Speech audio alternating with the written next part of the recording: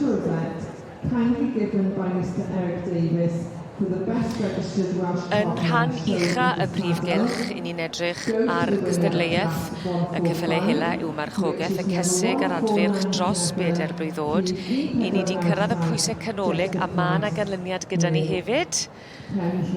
Cardyn goch a'r hosglwm yn saff yn ei le ac yn arwydd bod 'na fuddugoliaeth a bod 'na enillydd. Ac yn mynd â hi, mae Well Park Don Giovanni. Ie wir, Zara Owen, mae hi'n gyfarwydd iawn a ennill yma yn y sioe brenhinol gyda'r adran y Ceffyl Hela yma. Wedi ennill yma droion yn y gorffennol ac yn mynd ar rhuban y rhosglwm goch unwaith yn rhagor lenni yn 2024. Y cyntaf o lawer mwy i ddod, dwi'n siŵr iddi hi. Enw da, Well Park Don Giovanni. Ie wir. A'r y fam wedyn, Generous, a'r tad Hallmark. Siwr wyt ti'n mynd ati wedyn ni i ddewis enw? Yn amlwg mae yna frydfa i ddechrau. Ie. Gyda rhai o'r Ceffylau Hela yma, does na ddim enw brydfa ar nhw. Enghraifft, mae yna un ceffyl o'r enw Dr Foster hyd yn oed. Does na yr un enw brydfa yn perthyn i'r ceffyl yna.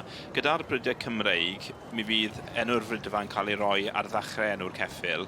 Felly fydd yna pob ceffyl, fydd y person hynny'n yfagu wedyn a enw'r frydfa o flaen y ceffyl. Ond gyda'r Ceffylau Hela, dyw hynny ddim yn wir.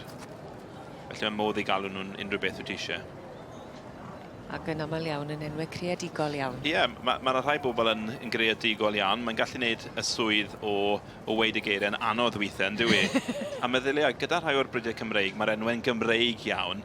Meddylia os o'r rhai o'r Ceffylau yn mynd dramor a bod rhaid yn nhw weid Culwch neu Matholwch yn Awstralia er enghraifft. Felly tipyn o waith caled i bobl dramor, yn dyw i. Ie, ond yn dysgu hefyd am ein hanes. Ie, wir.